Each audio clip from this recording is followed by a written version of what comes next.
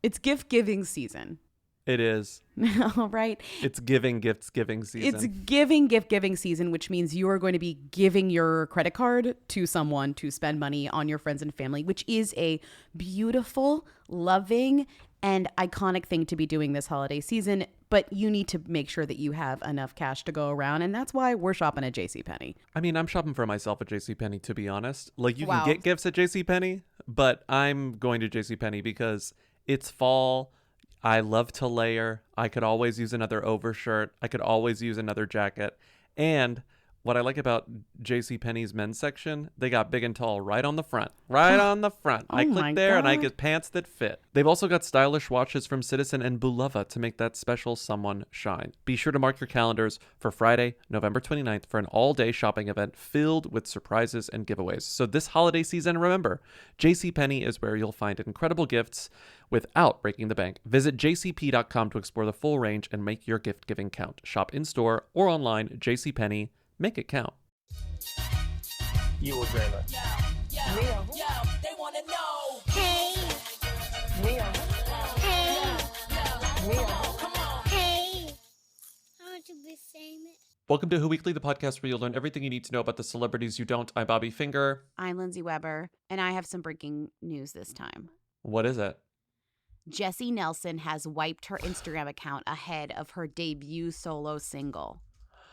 Jesy Nelson's new solo era. It's coming. Jesy Nelson wiped her Instagram. And if you know what that means, if you've been paying attention at all in the past 2 years, you know that means drama is coming. You know that means content is around the corner. A new era is coming. A new Jesy is coming. I can't wait. And guess what? Also, Little Mix just got its Madame Tussauds wax figures, and guess who's in the group?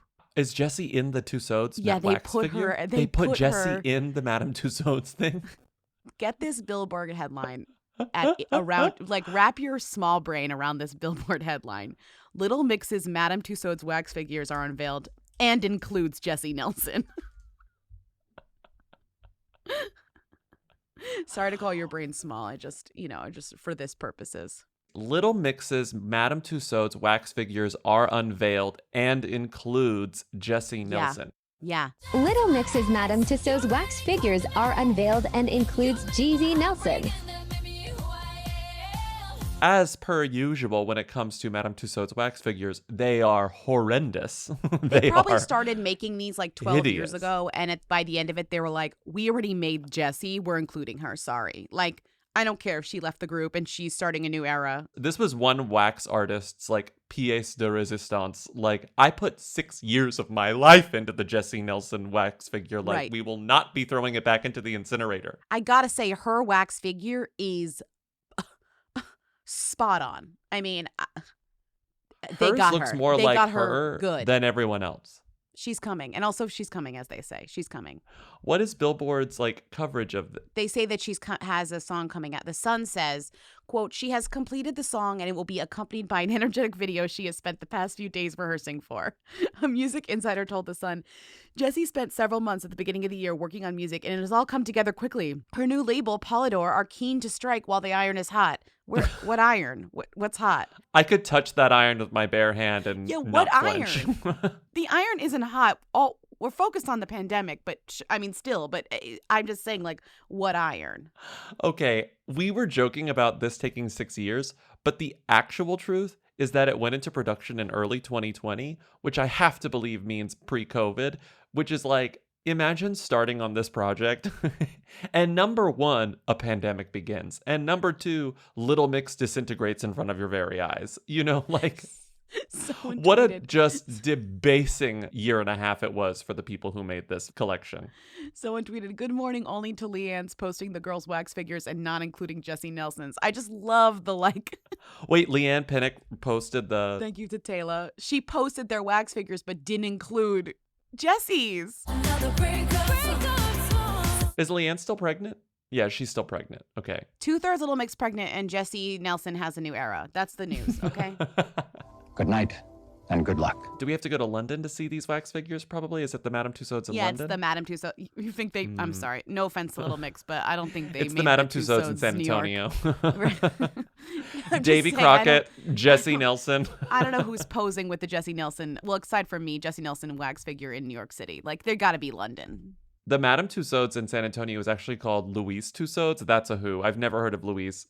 Who's there? Like the Alamo? Like, I'm sorry, I don't know.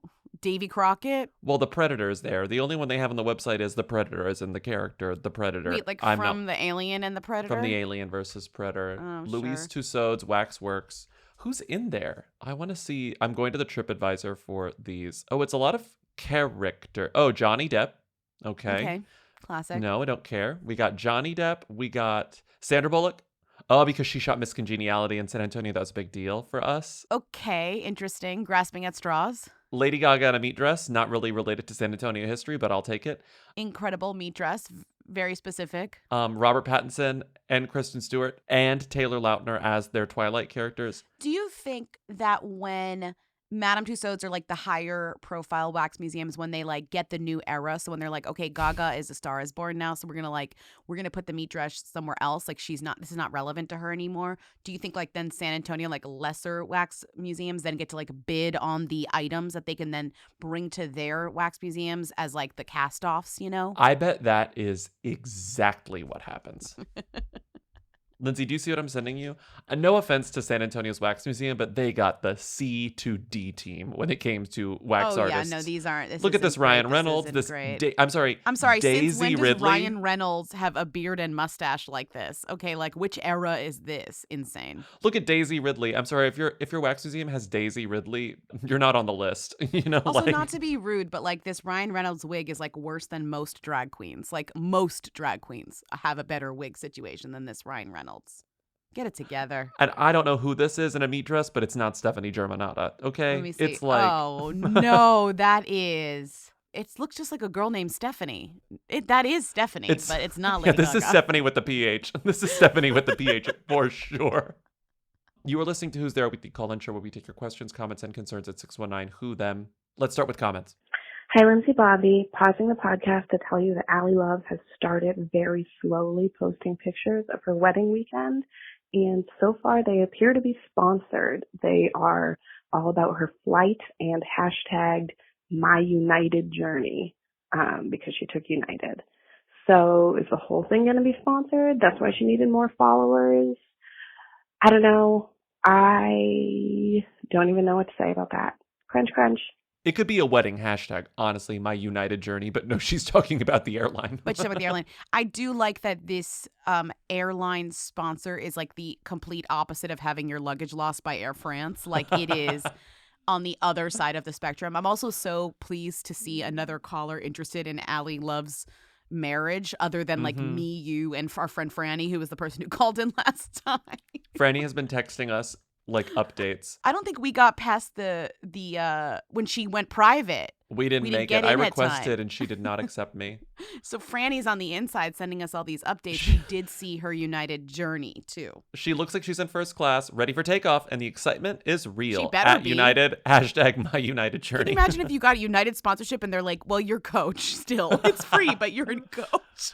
You're in a middle seat next to the bathroom. But it is free. It is free. It is free. So please make sure to hashtag My United Journey. What's worse, My United Journey or hashtag shingles virus? That's up to you to decide. But they did get, which I'm actually impressed by, they got page 6 coverage by Francesca Picardi. Yeah, when they said they were married, it said they got married. Right. Peloton's Allie Love marries Andrew Haynes in Mexico. Right. I know we're encouraging this by even covering her, but soon after I saw the page 6 tweet or whatever, I saw another thing that was like two Soul Cycle or 2 Peloton instructors like get engaged, and I have to say I'm calling for a moratorium. I need all of us to band together and stop covering like these people. Like I think they're great. And all of them, Soul Cycle, Pelotons, Equinox, whatever, whoever comes about. I think that they're all lovely. I love to exercise, but they are not deserving of the tabloid pages. Like it's too much. I don't need to know whether Cody Rigsby went on a hike with his boyfriend. I don't need to know that. I'm sorry. And I Cody don't think Rigsby anyone went on a else hike does. with his boyfriend? I'm just making that up. Don't. I'm kidding. I'm making that up, but like, I just want to say I'm taking a stand against the coverage of these people. I think they're great, but I don't need to see it. And that's all I'll say. The last thing I'll say is that the Page Six coverage points out that, like, unlike a lot of celebrities who truly have a lot of spare time, Peloton instructors are busy. Like, they have jobs. But wait, it says fellow Peloton instructors Cody Rigsby, Emma Lovewell, Hannah Corbin, Jess Sims, Tunde Oyenane, and Robin Arzone all attended the nuptials, but came back in time to resume their beloved live classes. They had to go back to work. Peloton was like, you can all go because it's great PR for us, but you can't miss your class. I feel that. See, that's what I'm saying. We can't let these people get too big for their quote unquote spandex britches, because then they'll stop doing their live classes that you guys love so much. Can I cycle remotely at a Peloton in Mexico? And they're like, no, honey, you need to be in studio on Monday. You know? Yeah, it's true. I mean, it's Whatever. kind of hard to take that work on the go, unfortunately for them. Okay, next call. Lindsay Bobby, this is a question for Dr. Gab. I am under 30 years old, and I have had shingles 4 times. The first time was when I was 14. Obviously, I am living a high-stress lifestyle and need to take a hard look in the mirror. Most recently, I had the shingles a couple weeks ago. And for the last couple of times, every time I go to my doctor and I say, can I please get the shingles vaccine? And they say, no, you cannot get the shingles vaccine because it is not tested in people under the age of 50. So I'm just going to keep getting shingles until I turn 50? Dr. Gab has to know something different for me. Okay. Crunch, crunch. I'm feeling very seen. Bye. Dr. Gab is going to love that she got a shout out. This may be Dr. Gab's first shout out by a hooligan, not either myself or Lindsay. Dr. Gab, help me. I don't think Dr. Gab can go around like the restrictions that you can't get the shingles vaccine before 50. We got a lot of calls about this. Like, again, struck a nerve, a shingles, actually just like shingles, we struck a nerve because that's how it strikes. It follows a nerve. That's where your rash is. Oh but my God. I know, it's all along a nerve. But anyway, we got a lot of calls from people who are like, I've gotten shingles multiple times. Someone called in and was like, I've gotten shingles 4 times and I can't get the vaccine. Other people called and said they could get the vaccine, but because it's not tested on people under 50, they had to pay a lot. They had to pay like a premium to get it because it wasn't covered by insurance. So I don't know. Talk to your doctor. Talk to Dr. Gab if you are fortunate enough to have Dr. Gab in your life. I think I'm the only person who gets to ask Dr. Gab for personal questions about my health, unfortunately for all y'all. I'm sorry so many of you were afflicted by the shingles virus. #shingles virus. I texted Dr. Gab that she got a call for her and she said, my Doc Hollywood career begins. She loves that movie. The most Dr. Gab thing in the world is loving the movie Doc Hollywood. I love that movie too. You've seen it, right? Where like Michael J. Fox ends up in a small town. We've talked about this on the pod, but I love when a doctor ends up in a small town. That's one of my favorite like tropes, like Heart of Dixie, you know? What are the other ones? Where a doctor ends Heart up of in a small Dixie. town? It's Heart of Dixie. Hi, Lindsay and Bobby. I am calling because I kind of can't believe that you guys talked about Coco Austin and no one talked about her iconic song, I Love My Shoes, in which she lets us know that she loves her shoes. She loves her shoes. She loves her shoes so much she wants to fuck them. I just don't feel like you can mention her in conversation and in good conscience not bring up her iconic song, I Love My Shoes. All right. Me and Grease. Bye. I don't think I've ever heard this. I don't think I have either. It's called Shoe Freak. Ooh, honey, I got all these fabulous shoes. I pulled them straight from the designer showrooms exclusively just for you. They're too fabulous for even Vogue, honey, and a fabulous size 9. A size 9? I wear a size 6, bitch. Are you crazy? I love my shoes. I love my shoes. I love my shoes. I want to fuck them. I love my shoes. I love my shoes. I love my shoes. I want to fuck them. in 2011. What a moment in time. Tyler Henry connects Coco to her late grandmother, who makes a joke about her sexual 2011 song Shoe Freak. Excuse me? Excuse me? Okay, hold on. Wait, where's Coco's that? Coco's grandmother knows all about her singing career, according to Tyler Henry. Excuse me. Sorry, can I just make a correction there? Tyler Henry knows all about Coco's shoe career because he Googled her. Your grandma is joking about you singing. She's like laughing about this. Uh-oh. She's finding this to be like amusing on her end. And she's like laughing about it like, oh. Maybe she heard Shoe Freak. It's Shoe Freak. Yes. Like I did a record called Shoe Freak. Okay. And I'm kind of getting all like sexual about it. Oh my, grandma knows. She does. But it's like a spoof though. Grandma heard Shoe Freak. I'm out. I'm done. Lord. Grandma heard Shoe Freak. I'm out. I love when she goes, it's a spoof though. As if grandma's like, okay, it's a spoof. No one is better at Googling things than Tyler Henry. And he pretends that he's never heard of a celebrity, that he's never Googled them, that he's never been on Wikipedia in his life. To be honest, our perfect research assistant would be Tyler Henry because the man loves to Google. He's so good at research. That's so funny. That's so funny. Okay, also, Coco, after all the news about so fun. Chanel breastfeeding, they took Coco... this in stride, which I liked. They didn't get like defensive or like high and mighty about the breastfeeding. Like she already said, oh, I do it because it's comforting and this is my decision. And people were like, LMAO, that's like kind of funny. But in response, like they were equally funny back. Like Ice-T posted a picture and said, newsflash, we feed Chanel food. She just likes to suck mom's boobs every now and then. Me too. And then he wrote, newsflash, I'm still breastfeeding every chance I can. He's so good at Twitter though, so it's kind of actually not fair. He's always because been good. like yeah. That guy like is so funny at the medium. For some reason he's like somehow the only celebrity left on Twitter that like can make a joke that works or whatever. Yeah. He's talked about how much he loves Coco's boobs for like 100 years, since time immemorial. I forgot that these two had a talk show briefly, but when I was looking for clips for the last episode, I came across the one where the doctor comes on and feels her butt because she wants to prove that it's real. So she's the original Kim K. He feels her tush and he's like, I don't feel any implants, and everybody cheers. And I was like, what even is this? And it turns out it's from a short-lived talk show they had called Ice and Coco. Okay. Yeah, So really.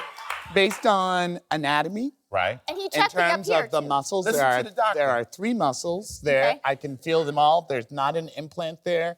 I don't feel fat injected. I can certify that this is a real natural butt.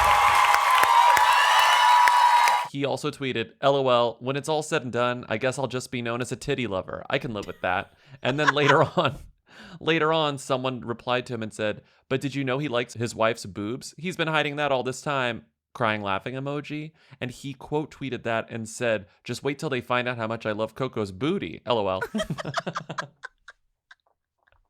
He loves Coco's booty and he loves her titties. And that is like literally the essence of their relationship this whole time. I do like that they steered it away from like having anything to do with Chanel and just brought it back to Ice and Coco, because they are like the funniest characters in their own story. And like that was a smart way to like take attention away from like the child, you know? You're right. Yeah. It's genius. I wear a size 6, bitch. Are you crazy?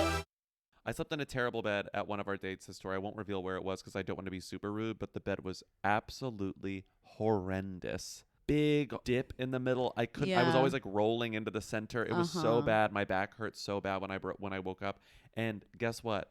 When I got home, my favorite part of being home was getting in bed. Yeah, you were like back into my mattress. It's real. Yeah. It's a real bed that was chosen for me based on a quiz, the Helix quiz. Right. And sometimes when people use my mattress, they're like, that's a little soft. And I'm like, yeah, it's made for me, not for you. For you. Which actually even drives home the fact that it's so made for me. You know what I mean? I kind of relish in the I don't want my friends to be uncomfortable, but I'm like, I kind of am like celebrating the fact that it's like for my body, not for yours. Mm-hmm. I just sleep so much better on my own mattress than literally any other mattress. And that's because Helix mattresses rock. I wake up, my back doesn't hurt. I wake up, I don't have night sweats. I wake up and I'm thrilled. I wake up and I say, I love you, Helix. That's so incredible. If you want to experience the joy that I experience every the time I joy, get in bed, the and satisfaction, every time I get out of bed, you should go to helixsleep.com/who because you will get 25% off site-wide plus 2 free dream pillows with any mattress purchase. Plus, get a free bedding bundle, which includes 2 dream pillows, a sheet set, and a mattress protector with any Luxe or Elite mattress order at helixsleep.com/who. That's helixsleep.com/who. This podcast is brought to you by Squarespace. Can't imagine it any other way. Whoweekly.us is a Squarespace. It will always be a Squarespace. We love our Squarespace. Even if they said no more advertising on this podcast, we would still have it be a Squarespace because honestly, it's just the easiest, sanest way to have a website on the internet at this point. Yeah. I really can't think of another option. No, I wouldn't even know how to do another option at this point. It's like it is a perfect way. I know they have all the features I need. If there's a new feature that I need somehow in the future, I know that they're going to have it. Mm-hmm. Let's say there's something we need to do on this website that I can't even think of right now. I know that in the future technology advances, that they will have our back. I trust that Squarespace will keep up. Well, because right now it's like, we have our tour dates that we're able to change on a whim, Very which easily. we need to. But Squarespace does plenty of other things. They've got, you could do a course, you could host a course, you could do analytics, you could do email campaigns, you can take payments, you can sell stuff. I mean, it's like sell stuff. We could do whatever we wanted on Squarespace, and I am actually comforted knowing that I could do that in the future. Yeah. So head to squarespace.com for a free trial. And when you're ready to launch, go to squarespace.com/who and save 10% on your first purchase of a website or domain. That's 10% off your first purchase of a website or domain.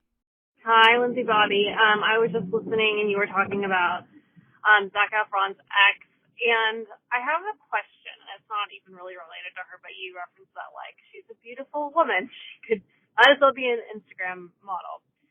But I'm curious if you guys could define or differentiate the difference between an influencer, a creator, and an Instagram model. Are they all the same? Is there a Venn diagram between them? Is my brain broken? All right, thanks. Father, Son, and House of Gucci, crunch.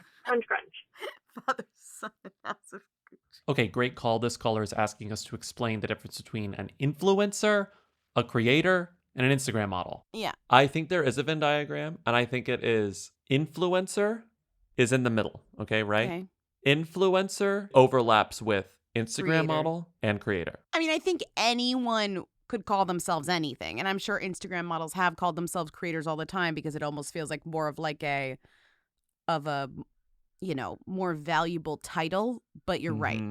In an Instagram model versus a quote unquote real model. And that line is blurry because a lot of Instagram models would get hired for real modeling jobs because they're popular on Instagram, and Instagram is a very powerful marketing tool. Mm-hmm. But an Instagram model is just somebody posting modeling shots on Instagram every day, whether that's hot bikini shots or fashion shots, And in some way making a living off of it, you know? Yeah, of course they're modeling Pretty Little Thing or Boohoo or, whatever the product is. I don't need to go on America's Next Top Model and get a contract with Elite Model Management or whatever and get, a photo spread by Nigel Barker, a noted fashion photographer, Nigel Barker. I can do this all on my Instagram. It's like taking the industry back in a way. But I do think the goal is to, do more. Turn that into real modeling as well, so that it's I'm just a model, but I use Instagram, But I think the term Instagram model is almost a kind of a looking down term. It's a bit of a people pejorative. Who are real models on women or men who make their money mostly on Instagram and from their followers, Yeah. And I think the only reason the term creator exists is because there's always some new social media format, right? Is it videos? Is it photos? Is it what do you even call a TikTok? It's just you call yourself a creator because it's just a catch-all. It sounds good. And not only does it sound good, it's it sounds like what it is. It's a tool that works from a self-promotional standpoint. It is a title that makes sense to people when they hear it. It's just vague enough and it's just explicit enough. I think creator also implies you're monetizing your work on social media. Totally. Well, also it's there's a difference between because anyone can use these platforms, they have to distinguish themselves from you or I. So if somebody was on Instagram professionally calling them an Instagrammer is not quite correct because I'm also an Instagrammer. I make Instagram. So do you. Or like I'm also I could also be a YouTuber. But the people who, you see that who have big audiences and do this for a living, like there is a little, and also I think YouTube itself they call the YouTubers creators. They have like a creators project and like a creators studio. And I think they kind of like push that term on the group of YouTubers who make YouTubes that make money, that are above, the average normal person on YouTube. Yeah, the term creator does a lot of work. It like legitimizes an entire industry. My question to you is, are we creators because we create a product that is like, sure, that we make a living off of, that is, sent out in a digital environment? Yes, I think we're technically creators. I think creators like the word when there is no other word, and unfortunately there is a word and is podcaster. You know what I mean? Yeah. That's the answer. Wow, what a conversation. Next call. Lindsay, Bobby, who is Sinqua Walls? Just finished watching Resort to Love, not to be confused with Falling in Love, both Christina Milian movies on Netflix, where she is the main character and she falls for the leading man. Resort to Love is far superior to Falling in Love. She sings. She has the most incredible voice. Focus on that. Forget about the bakery, the beignets. Who cares? She should only sing. And so we want to know, who is Sinqua Walls? Who is he? He's just very gorgeous, sexy, great actor. What a hunk. Okay. Women do belong in balloons. Grateful for Shana. He is a Grateful hunk. for Shana. And we know this because we watch Resort to Love for the we Patreon. did. So if you want to hear us go long on the Resort to Love, as well as go long on other things like the movie Pig that just came out and the trailer for House of Gucci we go long on, as well as the trailer for The Final Duel, you should go check out our Instagram and sign up. And we have so much fun stuff there. What did I say? The Final Duel. Oh, okay. You get what I'm saying. It's the same thing. But you should go sign up for our Patreon if you want to hear like us go long on that. But we will talk about this guy because he is really hot. Not to like disrespect Netflix movies, but it's like, okay, someone's in a Netflix rom-com, like who cares? You don't see us out here talking about He's All That. We're not going to talk about the He's All That trailer and like dissect who's in there. We're not? No. We're not? We probably should, No. but we're not. Executive decision? No. We probably should, but we're not. It looks like crapola. We don't need to give Addison Rae more time on our digital creation. Okay. This podcast. I mean, it's an above average Netflix rom-com. I will give it that. But Sinqua Walls is head and shoulders in terms of acting ability over everyone else in this movie, kind of, especially the other guys. And so I think there's a reason why he sort of, beyond just Is him the being a breakout, hunk too. aside but it's from like, that's Christina what people are Milian. calling about him. Yeah, well, Christina Milian but is just Bobby, good, charming. What about in the She's All That trailer when they played Kiss Me and it was a remix of Kiss Me? I'm not talking about the He's All That What trailer about the and part how where Rachel Lee Cook is in it. showed and up as how- the mom? And Kourtney Kardashian is drinking out of a mug on like a balcony for no reason, and you can't tell if that's Kourtney Kardashian as Kourtney Kardashian or Kourtney Kardashian as a character. I don't want to get into Okay. Sorry. Resort to Love. No, Resort to Love was a relatively good Netflix movie considering Fine. how bad they are. It's like it was better than expected. It was Yeah. totally better than expected. And this guy is an actual like working actor in a bunch of stuff. So it seems like, oh, this guy was a big get for him. Got famous on Teen Wolf.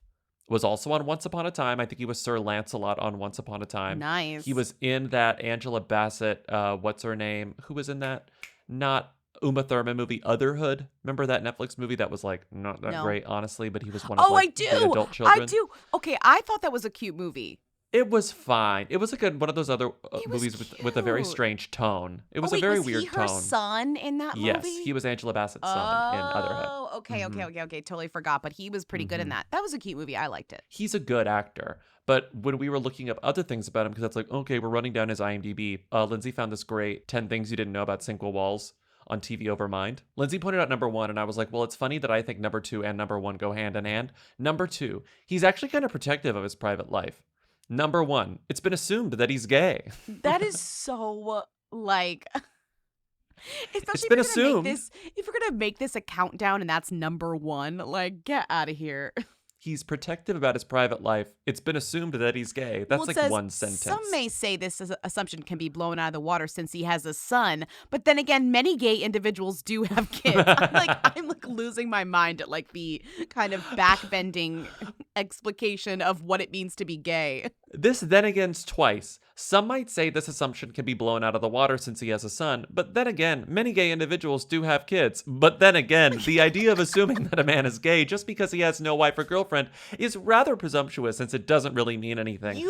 I'm sorry. You wrote in huge text, it's been assumed he's gay, and then in tiny text, maybe not, well, maybe not, well, maybe not, could be not, maybe not. It's like, Here's the thing, it's irresponsible fuck? to make these assumptions. It's like, you are not on your best behavior, TV Overmind. It's like the picture of that woman doing math. That's like me thinking about like heteronormativity and like trying to figure out like how it works. It's truly like, but he has a kid. And then like a bubble appears over my head and it's like, but I know gay men with kids. Wait a second. No, it's literally like mind expanding thoughts here. Anyways, we don't know anything about that. This story, which I haven't seen, I actually Googled like Sinqua Walls gay rumors. The guy was like, give me some. There are plenty of actors who you can Google fill in the blank gay rumors and you will go down a rabbit hole of like message boards where people are talking about it and they are providing like, I don't know, secondhand receipts, right? Sinqua Walls, I did that. I couldn't really, find those sorts of message boards or whatever. Mm-hmm. I saw a lot of people asking those questions. But here's the thing, whenever you see something like that, it infects how you view every other piece of information you get about the person, right? So it's just like, after I read number one, it's been assumed he's gay, but then again, I read this interview of him when he was releasing that movie Otherhood, and they were like, tell me about an awkward moment in your life, Sinqua. And he's like, well, there was an awkward moment when my mom was trying to pick a girl for me to go to prom with. I actually had a girl that I wanted to go to prom with, and my mom tried to strong arm me that you can only go to prom if it's with this girl. So I had to tell my mom, I'm not going to go to prom at all. We got into this whole thing. And then it was like, well, you're going to miss these dinners. And I was like, all right, I'll take this girl, Mom. And I just went with her. It didn't necessarily have the best time. No disrespect to her, but I didn't necessarily have the best time. So that was awkward mean. to me. This girl reading this is like, excuse me? What? But it's like, this is a story that's really about, an awkward run-in I had with my mother. But after I read this TV Over Mine story, I'm like, was prom awkward for him because he didn't want to go with the girl at all? Maybe, because I've been told that it's been assumed that he's gay. I've been told. He also starred he was in that BET show American Soul. It had a second season. He played the Soul Train creator. And the reason why I know that is because it's the lead on this Hollywood Reporter piece that's talking about the fact that he joined this movie that's supposed to be really buzzy called Nanny. Have you heard of this? It was a Blacklist script called Nanny, and he plays the nanny. Oh, he plays the nanny. Yeah. Okay. Michelle Monaghan. I feel like people are always trying to make Michelle Monaghan happen, and this may be the thing that does it. Although I've been saying that for years and years and years and years and years. Anyways, I think it looks exciting. It's it's a cool story, and this news came at the same time as Resort for Love dropping, which is like kind of great for him because it was like all at once. I think that's also maybe why he's getting a lot of attention outside of the Netflix hot guy dynamic, which we've seen many, many times, which is like it's kind of a confluence of like a lot of things. It's coming at the right time for him getting cast in all of these things, Mm-hmm. Hey, Lindsay, Bobby. I see on Twitter that the baby did something.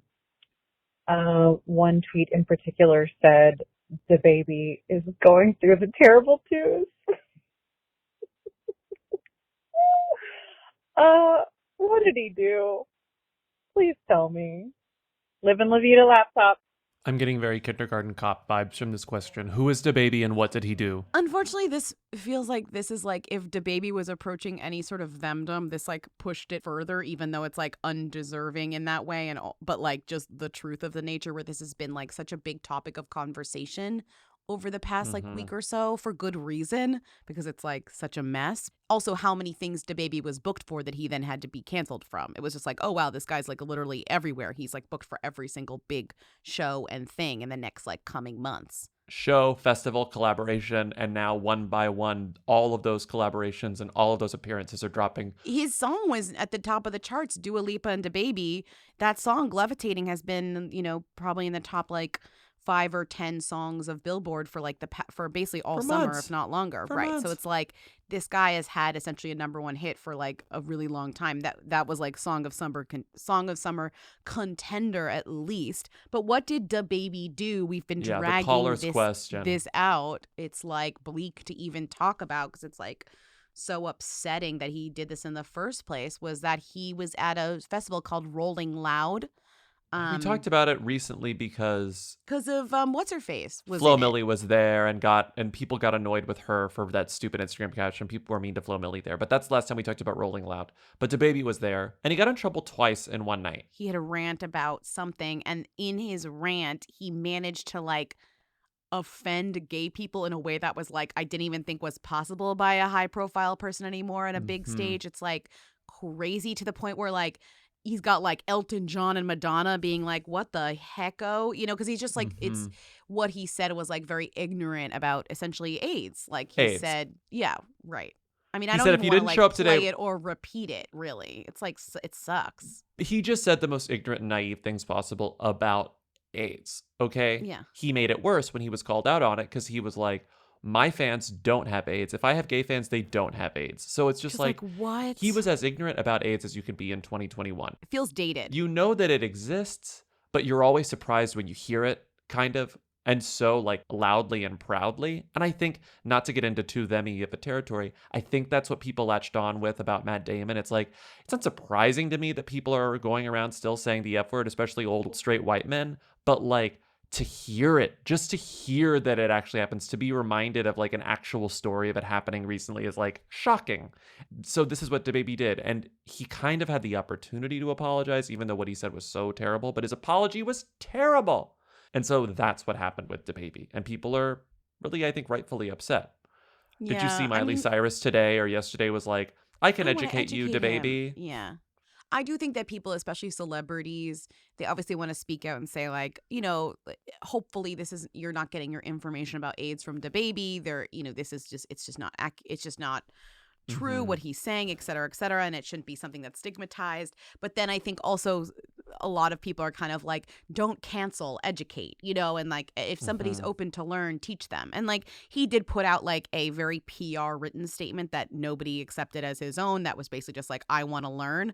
But of course, it started with the first paragraph saying, you know, it's been hard to learn because people have like canceled me before I even have the opportunity. It's like, that's also kind of unfair because like you did essentially try and apologize and did so poorly immediately after. And that's why people were like, nope, not this, nope, not this, not this, not this. You know what I mean? If you'd immediately said, oh, I seem to have some wrong information out here, like I would love to learn, you know, that might have been more of like a acceptable response. Although, you know what, when you apologize, some people are not going to accept your apology and some people will. Sure. And that's always going to be the case. So like, it's not like everyone's going to think that what you do is perfect. They're just going to have to think it's good enough, you know? And I think this whole process has been not good enough for people, understandably. Well, I think the proof that it was not good enough is that even after the apology, he was being dropped by stuff. So people with power were like, you know what, this isn't going to work for me. I think there was an opportunity for a good apology that would have made people say, you know what, let's give this person another chance. But he obviously didn't pass that like test. But also it's like so interesting because it's like you have on one hand like Lil Nas X coming out with like a music video that like breaks apart so many like gay stereotypes and like has fun with it and really like kind of like glamorizes it as opposed to like making it negative. In a way that is actually brave, you know? In a way too. that makes you feel like, oh, is doing this even brave anymore because Hollywood is so like, you know, opening and friendly and loving to gay people and all that. And then you see this the next week and you're like, actually, what he did was brave because they are not. Exactly. And like, it makes you actually say like, wow, Lil Nas X is out here doing like incredible work and really brave stuff as an artist because DaBaby, who's just as big as Lil Nas X, I think, is what he's kind of like, not competing against, but pushing back at because that's the type of like reaction he's getting from like his peers on some level, you know? Yeah. We just don't see that. And we say, oh, everything's cool, everything's great. If Lil Nas X can do whatever he wants, then it must be cool in Hollywood. But it's like not, it's like not cool. I don't know. I think Lil Nas X is considerably more famous than DaBaby though. You think so? He has such a tight grip on the media and the press and like attention. He's so good at like maintaining relevance. Yeah, I agree with you. I just more think it was interesting to get these stories back to back because I think that sometimes when you're like focused on pop culture, you can be in a bubble where you think, oh, like if all of this is happening, like we must be cool. Like how can people say that they're Culture still must facing... be so progressive. Right. Like we're so progressive. Like everything's so cool. Lil Nas X can like be successful in 2021 and on his own terms. But then the next week you have something like this and you're like, oh, wait, actually, never mind. The other thing that DaBaby did that pissed people off that got overshadowed by the like really hateful homophobic stuff is that he brought out Tory Lanez on stage, like either before or after Meg went on. That's just cruel. It's like, get this guy away from Meg Thee Stallion. I mean, he literally like shot her not so long ago. Did we forget? You know? Yeah. Unapologetically. I don't know, because that story requires context and just saying something hateful on a mic is much easier to understand and rally against. I think the Meg stuff and the Tory Lanez stuff sort of got ignored, but that was part of the deal. That was part of the incident, you know? That was all part of the night. Right. People were like this double whammy of like kind of ignorance and like almost hatred, right? Like right. It was like hatred for Meg and it was hatred for gay people is what it was. It's scary to hear somebody just say stuff that's so ignorant and wrong about you know, a lot of people wanted to like, it's like, I've worked my whole life on AIDS education, like for Elton John to say that. Like, I can't believe that we have somebody on a big platform. And Elton John, like, famously loves listening to like up and coming artists and like has awareness of like new people. So I think it's probably really hurtful to hear that somebody who's like cool and new and up and coming is kind of doing damage to like the education that he's been trying to like do for his whole life, you know? And also, Dua Lipa did speak out. I think she posted it on her Instagram story, but the comment was, I'm surprised and horrified at DaBaby's comments. I really don't recognize this as the person I worked with. I know my fans know where my heart lies and that I stand 100% with the LGBTQ community. We need to come together to fight the stigma and ignorance surrounding HIV/AIDS. And then did you read the story on Billboard that like since she wrote that, the song has been getting less radio airplay. People haven't been playing it as much. I mean, that doesn't mean anything about because radio, obviously, because but radios are like the radio people. I mean, there was a version without him they could play, but the version that went to #1 was the version with him, Dua Lipa and DaBaby. Everyone knows if like that gets really stuck in your head, that like phrasing that he does. Anyways. Anyway, that's what's happening with DaBaby. And the reason is like he seemed like he shot to them pretty quickly, but maybe he never really was a straight up them. DaBaby. I don't know. He had that like really impactful performance on like I think the BET Awards. Do you remember that? Like he had and also on SNL. Moments. Yeah, I don't know. I just when people were like, "Oh, who's DaBaby?" I'm like, that he's like been a thing for a while. But you know, I mean, and this is more notoriety than it is fame, anyways. With what's going on here? Why is Big Sean working for Big Chiropractic? No, chiropractic. Like, growing 2 inches, sorry, this might offend somebody. I don't even know if you want to play it, but, like, I don't trust chiropractors, and it just seems like this is a ploy to get me to go to a chiropractor. I don't know. Please discuss. Crunch, crunch. I want to start by saying the last time we talked about Big Sean was for his Architectural Digest tour, right? Like, did we? I thought. Which I think we talked about him. So soothing, and he was talking about his grandma and his beautiful house. Guess whose house just sold? Big Sean's house just sold. Big Sean's house just sold for like whatever $1 million. Anyways, the point 11. is that the conspiracy of the AD, it rings true. These people are trying to sell their houses. Behati and Adam Levine joke about it in their terrible AD open tour where they're like, by the way, we're not selling our house. We're going to keep it for at least a year, LOL. And now Big Sean has teamed up with Big Chiropractor, as our caller says, which made me laugh.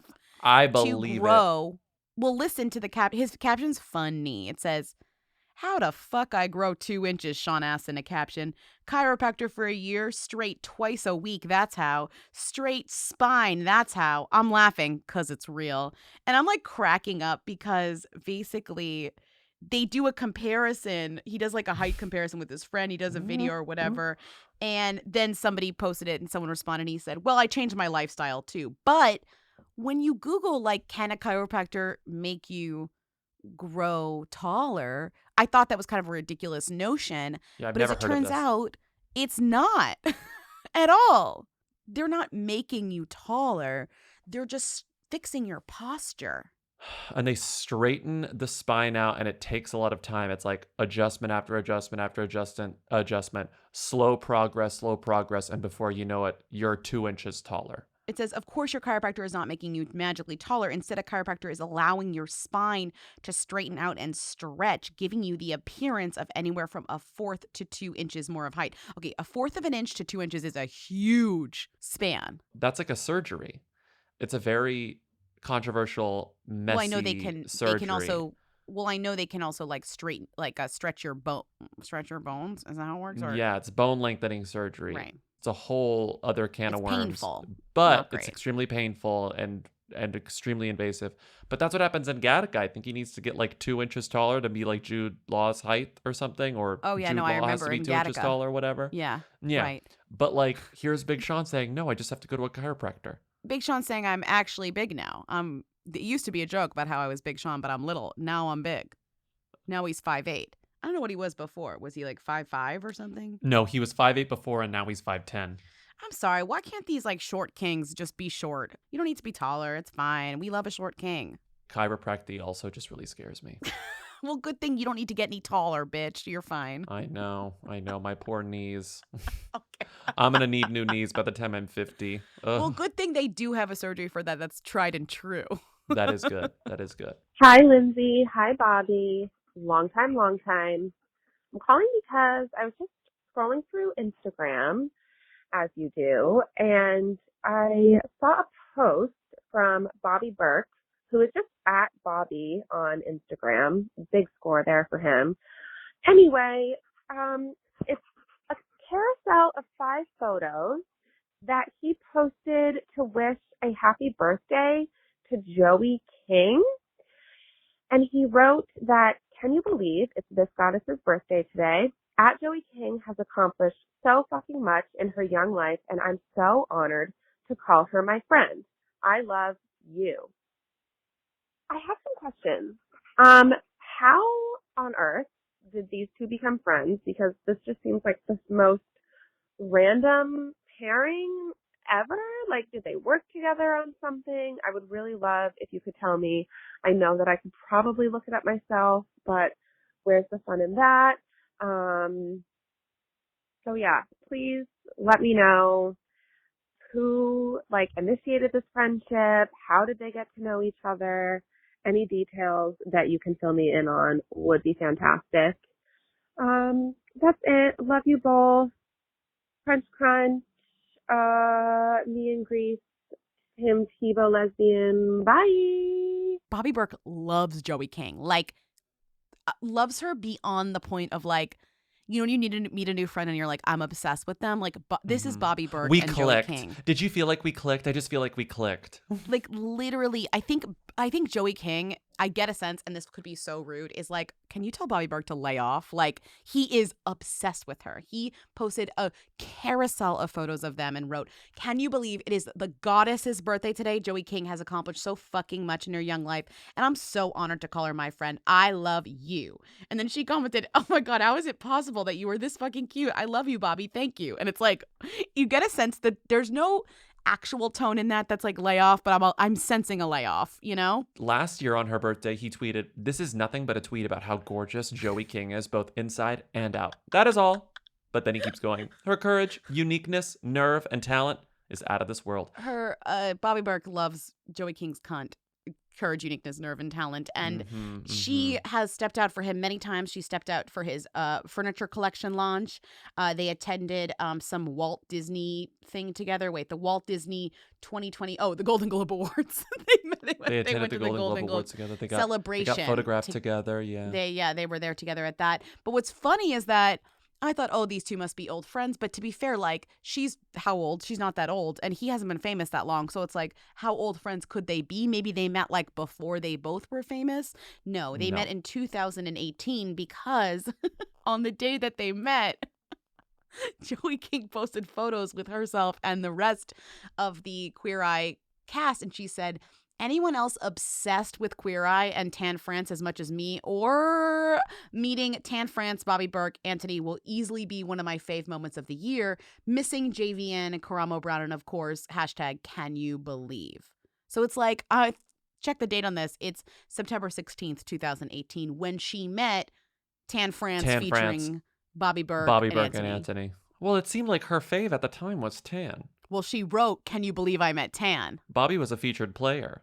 I know. Bobby wasn't even first billed. He was second billed. But then Bobby was like, my iconic queen, her uniqueness, nerve, and talent. I love the act. Love her. I love wow, the act. What an I love the woman. kissing booth. Also, we haven't pointed out that both of these people are handcuffed to big Netflix, you know? Oh, that's true. They have that in common.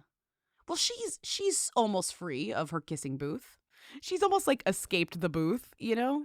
Get back in, Joey. She's like, I don't want to get back in. Joey King reads Bobby Berk a bedtime story in this cute pic from his ART furniture launch event on Tuesday night, November 5th in Los Angeles.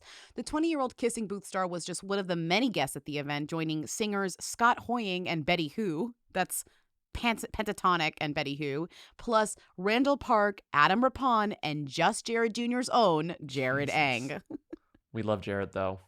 Betty Who showed up for Bobby and not Karamo? Okay, fine. I see how it is. She'll just show up for anyone. Doesn't matter who you are. I bet if I called Betty Who and was like, meet me at Coffee Bean, she'd be like, okay, I'll be there in 30. What's your name again? Bobby? I show up for anyone. Bobby? Bobby. What? Finger? Okay. Coffee Bean? Great. Okay. Lindsay, Bobby.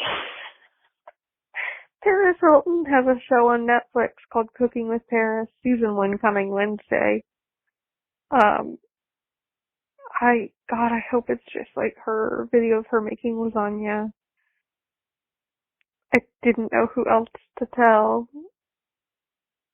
I need to watch this show, unfortunately. And it's y'all's fault, if I'm being completely honest. Anyway, grateful for Sharna. I guess we talked about Paris's lasagna on this show so it's like we have to follow up with the kind of depressing. It's like I hate when something, not that Paris making lasagna on YouTube was like special or like surprising, but it was like it was a funny thing to make fun of and like have fun with. But of course, nothing can be fun for long before big Netflix gets its hands around its neck. Big Netflix are here to strangle the fun out of the project. But this is really the least fun show of all time. I mean, it's gotten like horrendo reviews, you know, so it's not like anyone is. Horrendo.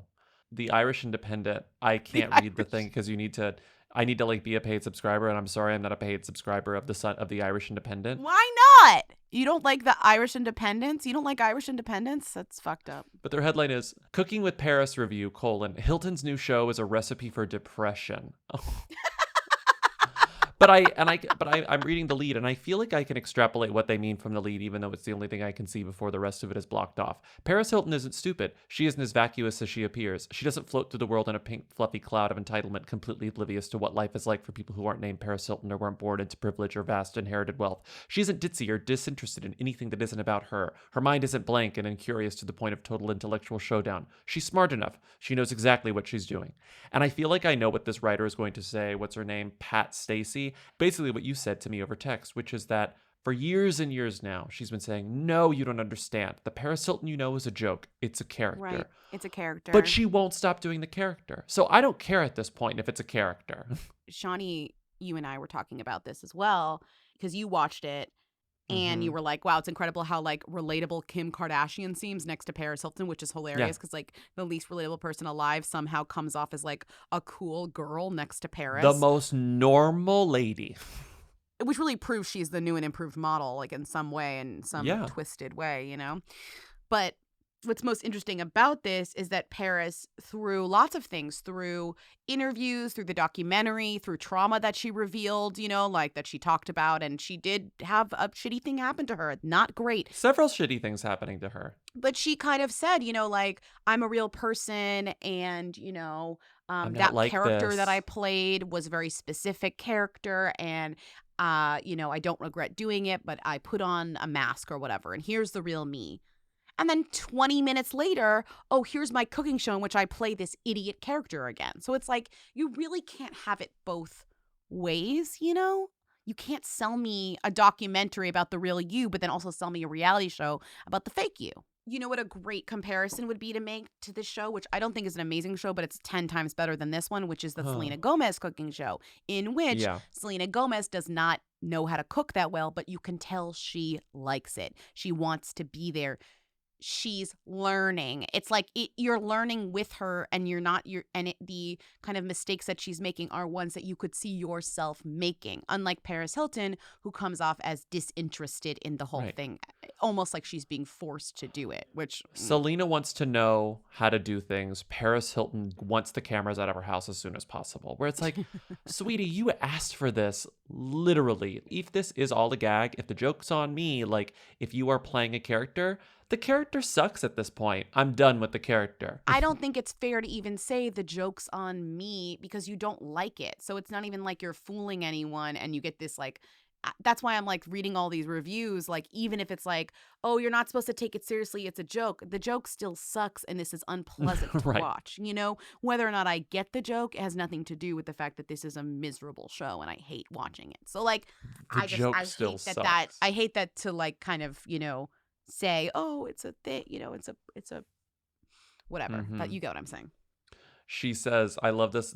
I'm quoting Dan's review in Variety, but it says, preparing food together, Hilton makes a show of her own ineptitude, and Kardashian West barely plays along. Quote, why does this keep turning brown? Hilton asks of French toast on the stovetop. Quote, because it's just cooking, Kardashian West replies.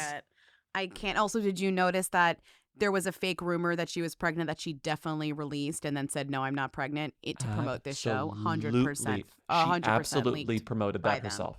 Yeah. I'm pregnant. Just kidding. I'm not. Just and guess kidding. what? I'm not. Oh, watch my new show. Yeah.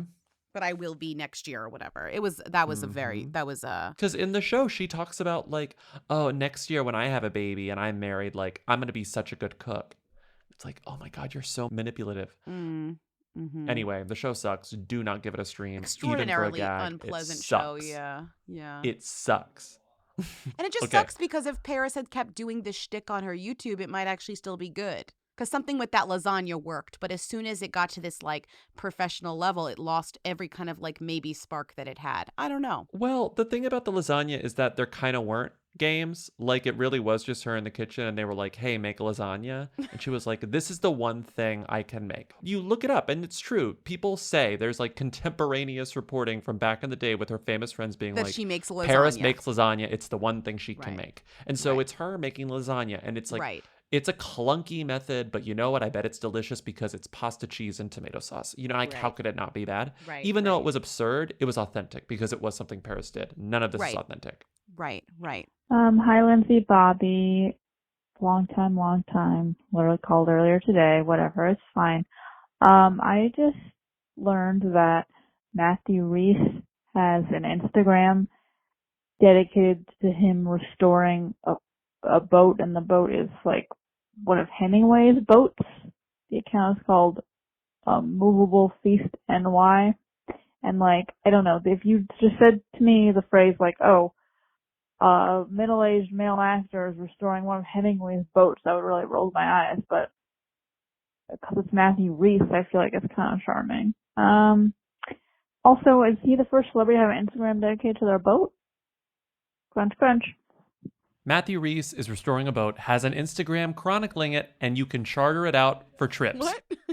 We've like almost talked about this for a few weeks because we haven't gotten a lot of calls, but maybe like one call a week for the past few weeks. Someone will say like, hey, Matthew Rhys is chartering a boat. Is that weird? And it's like, yeah, it is weird, but like, what are you going to say about it? But like the more details you get, the more bizarre and kind of funny it is. And wait, is it Ernest Hemingway's boat or not? It's a little confusing. I don't think it's actually Hemingway's boat. I think Hemingway's boat is somewhere else, but it is one of the types of boats that were not that common that Hemingway used. Oh, it's like Hemingway's boat. And there are only 4 of these boats that exist in the world. One of them was Hemingway's and one of them is Matthew Rhys's. It's still a rare boat. It's still a very rare boat, and it's like exactly the one that Hemingway used, but it's not that exact boat. I think that exact boat, to its credit, is in a museum somewhere. It belongs in a museum. Yeah. Right. But what's interesting is that, I mean, COVID, whatever, and Matthew Rhys, they moved to the Catskills, and this is the project that he started working on for that, like was restoring this boat. And chartering it out on weekends in New York City. So you can depending on, where you want to, depending on where you want to do it, he'll bring that boat to Manhattan, he'll bring that boat to Brooklyn, he'll bring it to New Jersey, and you can go out with 6 people or less for $685 an hour, minimum of 2 hours. So you're talking. But guess what? You get food. If Matthew Rhys was there and I got food, I would totally get 12 friends to get on this boat with me. How many people fit on the boat? 6 people or less. Only 6 people. 6 people or less. No, but it doesn't say what's the maximum. 6 people. Does it say that? 6 people or less means the maximum is 6. Oh. Everyone would have to be willing to spend $228 for 2 hours on Matthew Rhys's boat. Okay. Which is bananas, unless Matthew Rhys is there and you're talking to him and he's making you Welsh Rabbit. If it's not Matthew Rhys serving me the Welsh Rabbit, I don't think it's $228. That would be sick. That would be sick. And I've never had Welsh Rabbit. Do you know it's not rabbit? It's just like cheese, right? It's cheese on bread. 2 of my literal favorite things. Not to mention 2 very affordable things. Cheese on bread, $230. A popular legend suggests that the meat-based name for this meatless dish stems from Welsh peasants for whom cheese was a substitute for the meat they could not afford. So it's like pub food. It's cheese on bread. They call it Welsh Rabbit or rarebit sometimes. Is it Matthew Rhys on the boat or not? I'm going to need to know this before I make my reservation. I think that that's something that you could ask if you were really willing to do it. What if Matthew Rhys read to us from like a Hemingway book while we like listen to a gramophone on his boat? That would be worth $200 a person, 6 people. Honestly, would it? For a big Matthew Rhys fan, Shawnee would fly in. Shawnee comes up again. For a big Matthew Rhys fan, sure. Not to pull this had Oscar buzz, but what do you think the 4 known fours for Matthew Rhys are on The IMDb? Americans. The Americans. Got it. Number 1. Yeah. Perry Mason, number 2. Nope. Perry Mason, number 3. Nope. It's not in there. Are you fucking kidding me? And The Americans isn't number 1 either. It's just you don't have to rank them.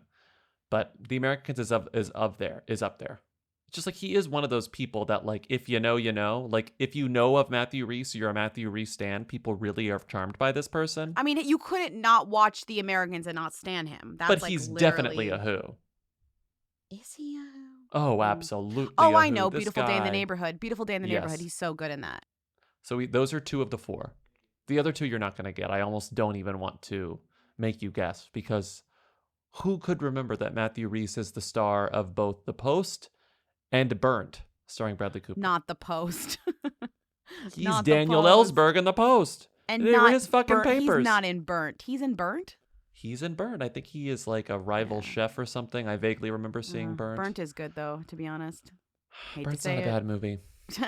Thank you for listening to another episode of Who Weekly. Call in at 619 I'm getting on then that leave boat. questions, I'm comments, getting and on that boat. concerns. I'm not going on the boat. Yes, you are. Why would you get on the boat? I don't care about Matthew Rhys. I've never spent that much money for a concert. If I'm spending that much money, I want like a 2-hour performance and the opportunity for a meet and greet. Okay, like I don't want to just This maybe is a run into literal Matthew. meet and greet. But we don't know that he's going to be there. I can't believe you won't pay $200 to get on Matthew Rhys's boat. If we figure, I can't. If it were someone I was actually a fan of, and I was like on the boat with them, and they were serving me cheese on bread. Have you I'd do watched it. The Americans? If Patricia Clarkson said, "Hi, Bobby, if you give me $238, you can get on my boat, and I'll serve you food and make you cocktails," I would throw money in her face. Okay, but have you watched The Americans? No. Okay, well, okay. So, That's why. That's the problem. That's well, then why that's you why don't care I'm about not getting then on that- Matthew then Rhys's that- boat. Then that's why I'm not going to spend $230 to get on Matthew Rhys's boat. I'm not going to do it. This is the end of the episode. Keep calling in at 619 Who Them to leave questions, comments, and concerns. Thank you to Katie and Eric of the Who's for providing our Rita theme song on Tuesdays. Support us on patreon.com/weekly for bonus episodes and other bonus stuff. And have a great weekend. Bye. If you've been on Matthew Rhys's boat, call in, please. Thank you. Bye. Hey. Real. Hey. Real. Hey. Little Mix's Madame Tussauds wax figures are unveiled and includes Jesy Nelson. Not gonna lie, when I heard you say Sean and Camilla, I had no idea who the fuck you were talking about. Oh, good form. Hi, Lindsay Bobby, longtime listener, few-time caller.